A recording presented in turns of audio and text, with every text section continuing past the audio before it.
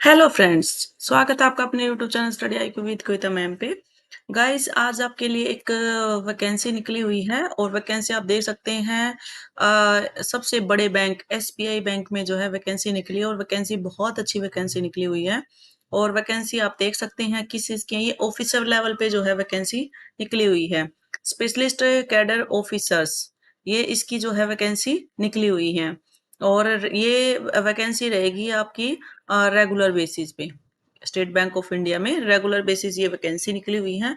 और इसमें आप देख सकती हैं, ये चीज़ आप पढ़ लेना, इसमें दिया हुआ है कि कैंडिडेट को किस-किस चीज़ की रिक्वायरमेंट होती है। जैसे आप अपलोडिंग करते हैं तो आपके पास क्या-क्या है, जैसे एज प्रूफ है, आईडी प्रूफ है, एजुकेशन क्वालिफिकेशन है, ठीक है? एडिशनल अगर आपने कुछ किया है, तो ये सब चीज़ें इसके अंदर दी हुई है। आपका एक्सपीरियंस इसमें एक्सपीरियंस जो है मैंडेटरी रहेगा, ठीक है? और बाकी चीज़ें जैसे सर्टिफिकेट वगैरह आपके ओरिजिनल होने चाहिए, उसी बेस पे आप क्या कर सकते हैं, अपने फॉर्म फिल कर सकते हैं। ये सब चीज़ें इसके अंदर दी हुई हैं, तो आप इसको रीड कर लेना। अगर नहीं समझ में आए तो आप मुझे कमेंट बॉक्स में कमेंट करके पूछ सकते हैं, उसका आंसर ज़रूर किया जाएगा।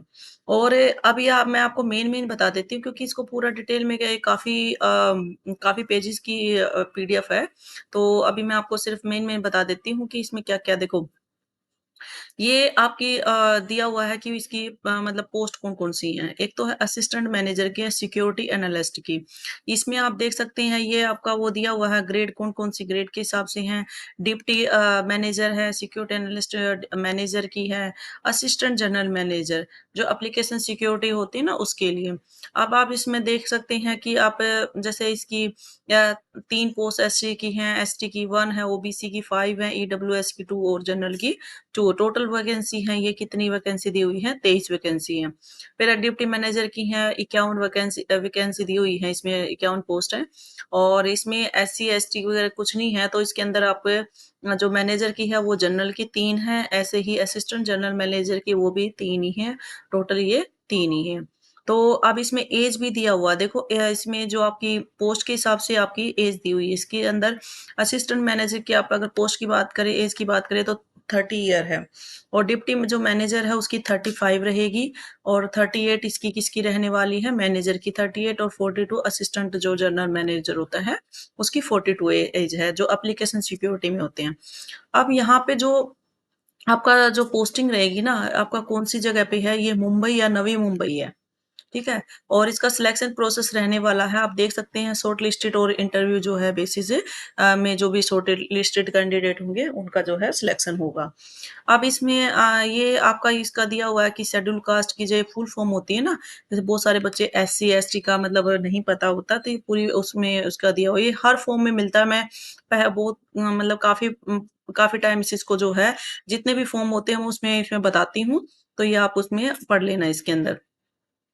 ये आपका दिया हुआ है कि पोस्ट नंबर 1 है, उसमें 30 ईयर है, कहाँ से कैसे काउंट करना है, तो ये वाला दिया हुआ है। आप अपनी एज के हिसाब से आप इसमें काउंट कर लेना कि इतने से इतने लेके बोर्न होना चाहिए, तो वही जो है इस फॉर्म के लिए एलिजिबल है। अब आता है कि suggested place of posting in only indicative selected candidate may be posted anywhere in India at the at the sole direction of India of the bank. अब ये रिजर्वेशन का दिया हुआ है कि 4% जो हॉरिजॉन्टल वगैरह ये दिया हुआ है, इसके अंदर लो विजन होना चाहिए, डीफ है, ओए है, इसका पूरा का पूरा ये दिया हुआ है, आप इसको भी पढ़ लेना, कम्युनिकेशन वगैरह का पूरा दिया हुआ है इसके अंदर, ठीक है? तो अभी आप यहाँ पर देखिए, पोस्ट वाइज एजुकेशन दी हुई है, इसमें एजुकेशन क्वालिफिकेशन काफी बच्चे पूछते हैं, मैम इसका जरा क्वालिफिकेशन बताइए, इसके अंदर कितने साल का एक्सपीरियंस दिया हुआ है, अगर किसी हमने ये किया हुआ है तो हम क्या इसके लिए एलिजिबल हैं? तो यहाँ पर पूरा का पूरा एजुकेशन, क्योंकि यहाँ बच्चे काफ़ी कन्फ्यूज़ रहते हैं।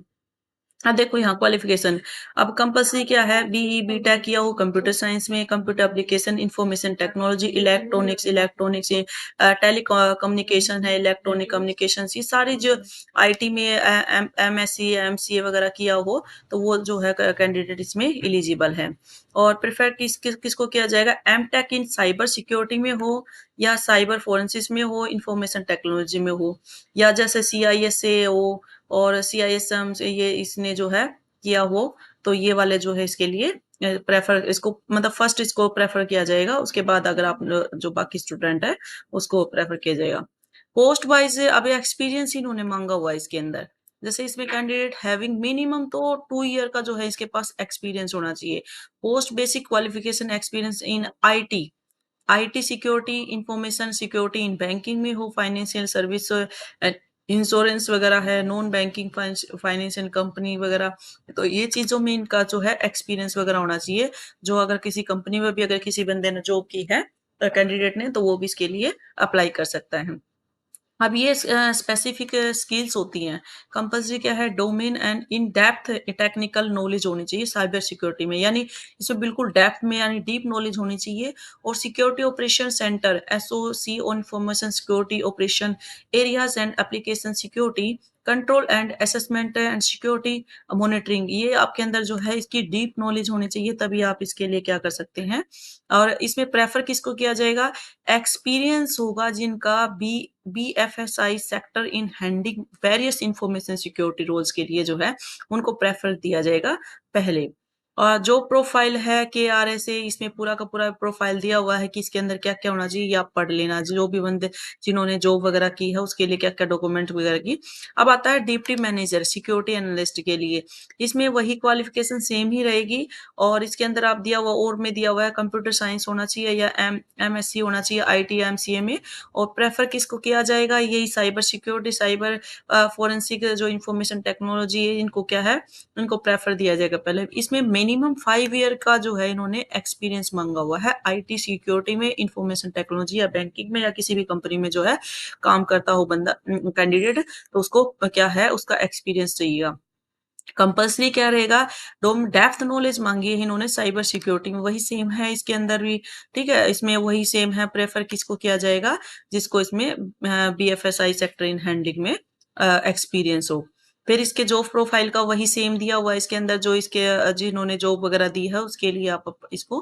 तीसरा आता है मैनेजर सिक्योरिटी एनालिस्ट के लिए, इसके अंदर भी वही सेम क्वालिफिकेशन इसके अंदर सेम दी हुई है। इसमें दिया हुआ है MTech in cyber security information security from government recognised university institute से होना चाहिए। और में जो है ये एक एडिशनल इन्होंने दिया हुआ है। इसके अंदर सीसीएसपी, देखो अदर क्वालिफिकेशन अगर आपके पास ये है, सीसीएसपी है या सीसी एसके सी जीसीएसए कंप्यूटर टीआईए क्लाउड में हो, ठीक है, वी कैप में हो, सीसीएनए सीसीएनपी हो, तो ये भी आप जो है इस जॉब के लिए आप एलिजिबल हो सकते हैं। और इसके अंदर प्रेफर किसको किया जाएगा, एडिशनल टेक्निकल जो सर्टिफिकेट लाइक सीआईएसए, ये जो जितने भी आपको दिया हुआ है, अगर ये आपने किया हुआ है एडिशनल में, तो आप इसको जो है प्रेफर किया जाएगा। अब आप देख सकते हैं क्वालिफिकेशन इसके अंदर आप 7 ईयर का इसमें जो है एक्सपीरियंस इन्होंने मांगा हुआ है। आप वो एक्सपीरियंस वही है या तो किसी बैंकिंग सेक्टर में या आईटी सिक्योरिटी में या किसी भी कंपनी में आपने जो है जॉब कर रहे हो। और post basic qualification experience, experience after acquiring the mention basic compulsory qualification only this will be conducted counted. ठीक है, तो ये आपके अंदर आपके पास होनी चाहिए। स्किल्स की बात करिए, इसमें काफी कुछ दिया हुआ है इसके अंदर, क्या क्या होना चाहिए इसके अंदर, कैरी आउट डाटा फ्लो एनालिस्टिक होनी चाहिए, प्रिपेयरिंग डाटा फ्लो डायग्राम्स, आर्किटेक्टिंग, यानी देखो सीसीएनपी वगैरह की इसमें जो है डिजाइनिंग वगैरह आपके अंदर आपके पास जो है इसका स्किल्स होनी चाहिए आपके पास। फिर नेक्स्ट आता है जैसे आपका क्लाउड में, सिक्योरिटी में, सॉल्यूशन में, क्लाउड टेक्नोलॉजी में इंक्लूडिंग सीएसबी में, ठीक है, सीसीएनपी है, तो इसमें आपका क्या है माइक्रो वगैरह जो होता है, ठीक है, तो ये चीज आपके पास होनी चाहिए। Responsible for implementing various policies including information security policy, cyber security policy, data governance policy वगैरह इसके अंदर ही आना चाहिए। Strong understanding of data classification, data security में जो है मैकेनिज्म, ये इसके अंदर आना चाहिए। अब इसके क्या होगा, ट्रेनिंग और teaching experience will not be counted for the eligible, यानी आप ट्रेनिंग में हैं या भी आपका जो टीचिंग एक्सपीरियंस वगैरह है, जैसे आप किसी को अगर पढ़ा रहे हो, तो इसके अंदर वो काउंट नहीं किया जाएगा।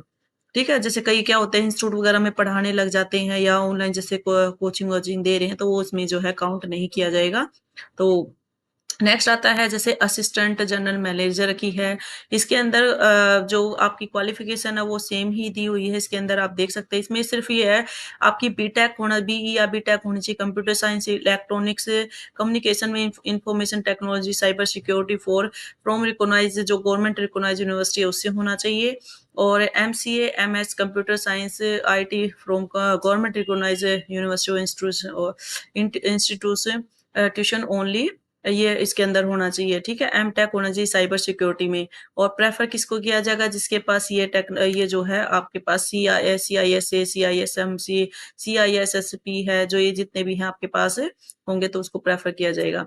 अब इसमें एक्सपीरियंस 12 ईयर प्लस का एक्सपीरियंस इन्होंने मांगा हुआ है, एक्सपीरियंस काफी मांगा हुआ है इसके अंदर। सर्टिफिकेट इन सिक्योरिटी में होना चाहिए आपका, ठीक है। स्ट्रॉन्ग प्लस होना चाहिए, ठीक है। Prior experience in threat modelling application security में होना चाहिए। Test planning coordination experience in application risk, ठीक है। मल्टीप्लिकेशन प्लानिंग है। तो ये सब इसके अंदर दिया हुआ है, आप इसको पढ़ लेना। आपने जो जो किया हुआ है इसके अंदर, तो आप अपना एक्सपीरियंस आप इसमें देख सकते हैं। ठीक है। नेक्स्ट है इसका जो प्रोफाइल वगैरह आपने जो किया है उसके हिसाब से है, ठीक है। फिर आपका देखो पोस्ट सीरीज नंबर दिया हुआ है इसके अंदर, आप देख सकते हैं काफी अच्छी इसके अंदर सैलरी दी हुई है। आप देख सकते हैं इसमें 2 लाख, मतलब आप 36,000 से लेके 2 लाख तक जो है इसमें सैलरी इसके अंदर दी हुई है। काफ़ी अच्छी सैलरी है, काफ़ी अच्छी जो है वैकेंसी है इसके अंदर, काफ़ी अच्छी पोस्ट है ये। और सिलेक्शन प्रोसेस क्या रहने वाला है आप देख सकते हैं।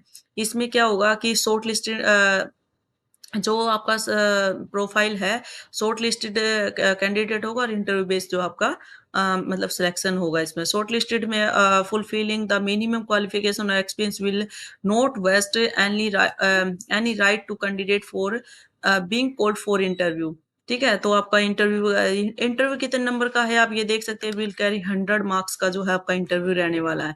The qualifying marks in interview will be decided by the bank, no correspondence will be entertained in the regards, ठीक है। और मेरिट लिस्ट कैसे होगी इसकी आप देख सकते हैं। Merit list for selection will be prefer in descending order on the basis of securing obtained in a interview only, यानी इंटरव्यू वास पे जो है इसका जो है सिलेक्शन मेरिट लिस्ट रहने वाली है। In case more than one candidate secure the score the cut off marks common marks at cut off point, such candidate will be ranked according to their age in, जैसे इसमें government में का rule होता है ना कि जैसे अगर 2 कैंडिडेट हैं और उसके इक्वल मार्क्स हैं तो उसका जो एज जिसकी ज्यादा होगी तो उसको फर्स्ट प्रिपेयर जो है उसको दिया जाएगा, प्रेफरेंस दिया जाएगा उसको, ठीक है। Call letter for interview intimation, call letter for interview will be sent by email, will be uploaded the bank website पे जो है की जाएगी। इसमें कोई हार्ड कॉपी यानी फिजिकल कॉपी कोई घर पे नहीं भेजी जाएगी, तो आप इसकी वेबसाइट पे जाके वहां पे चेक कर सकते हैं। अप्लाई करने का ये तरीका दिया हुआ है इसके अंदर, हाउ टू अप्लाई कैसे कर सकते हैं यहाँ पे।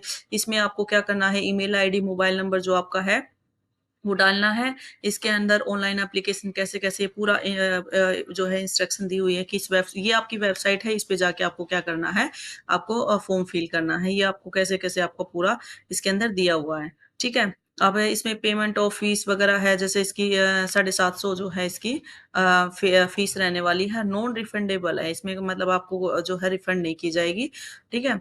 और इसमें जो उसका जनरल के लिए तो ये दी हुई है 750, और ओबीसी ईडब्ल्यूएस कैंडिडेट इसकी इसकी कोई फीस नहीं है। जो ओबीसी है ना, ईडब्ल्यूएस कैंडिडेट है, उनकी कोई फीस नहीं है। माफ कीजिएगा, ये जनरल की फीस दी हुई है 750, ठीक है। और इसमें fee payment will have to be made online through payment gateway, ये ऑनलाइन जो है मोड में आपकी फी वगैरह जो है आपको डिपॉजिट करानी होगी, ठीक है। हाउ टू अपलोड, ये पूरा उसका डॉक्यूमेंट अपलोडिंग का दे रखा, आप कैसे कैसे आपको अपलोड करना है। ये फोटो जो फोटोग्राफ वो करते हैं ना, सेंड करते हैं, उसमें फोटो का जो साइज दिया हुआ है, सिग्नेचर का साइज दिया हुआ है, ये सब आप अपना जो है पढ़ लेना। ये डॉक्यूमेंट के जो है साइज वगैरह दी हुई है, किस टाइप के आपके डॉक्यूमेंट रहने वाले हैं, अपलोडिंग कैसे कैसे करना है, ये सब पढ़ लेना। काफी बड़ी पीडीएफ है। तो अब ये था गाइस आपके लिए एक बहुत अच्छी वैकेंसी है, काफी अच्छी अच्छी सैलरी रहने वाली है और जो भी इंटरेस्टेड कैंडिडेट हैं जो बैंक में जॉब पाना चाहते हैं और एक मैनेजर लेवल पे, तो उसके लिए तो ये बेस्ट अपॉर्च्युनिटी है और इंटरव्यू बेस पे ही जो आपका सिलेक्शन होने वाला है। तो अपना जो है इसके लिए अपना फॉर्म फिल कीजिए और अपना जो है एक अच्छी जॉब अपने पाइए। गवर्नमेंट जॉब है, एसबीआई सबसे बड़ा बैंक है, तो आप अपना जो है ये फॉर्म वगैरह फिल कीजिए। और जो नए हैं वो इस चैनल को सब्सक्राइब ज़रूर कर लीजिए क्योंकि इस तरह की लेटेस्ट अपडेट लेटेस्ट जितनी भी इन्फॉर्मेशन होती हैं फॉर्म से रिगार्डिंग वैकेंसी लेटेस्ट जितनी वैकेंसी निकलती हैं, मैं इस तरह की जो है अपने इस चैनल पे डालती रहती हूँ। तो आप इस चैनल को सब्सक्राइब ज़रूर कीजिए, लाइक कीजिए, शेयर कीजिए और बेल आइकन दबाना ना भूलिए जिससे आने वाली वीडियो का नोटिफ़िकेशन आपको मिलता रहे। आपको घबराने की ज़रूरत नहीं है, इसको मैं अपने टेलीग्राम चैनल पे जो है डाल दूँगी। इस पीडीएफ को आप अच्छे से बिल्कुल आप इसको अच्छे से रीड कर लेना, अच्छे से समझ लेना। नहीं नहीं समझ में आए तो कमेंट बॉक्स में आप पूछ सकते हैं, ठीक है? और आप मेरे टेलीग्राम चैनल को ज़रूर जॉइन कीजिए क्योंकि जितने भी नोट्स हैं, जितनी भी इन्फॉर्मेशन न्यूज़ वगैरह होती है, जितनी भी इम्पोर्टेंट नोट्स होते हैं, वे सब मैं अपने टेलीग्राम चैनल पे डालती हूँ। उसका लिंक इस वीडियो के डिस्क्रिप्शन में मिल जाएगा, तो आप मेरे टेलीग्राम चैनल को ज़रूर जॉइन करें। और गाइज़ इसमें एनसीईआरटी की जो 6 टू 12 तक की क्लासेस भी जो हैं डाली हुई हैं, तो आप उनको भी जो है चेक कर सकते हैं। और जो भी किसी भी कॉम्पिटिशन की तैयारी कर रहे हैं, तो एनसीईआरटी को फ़ॉलो किया जाता है। तो आप बिल्कुल एक्यूरेट एग्ज़ाम ओरिएंटेड जो है उसमें अंडरलाइन करवाया गया है, तो आप उन क्लासेस को भी ज़रूर देखें।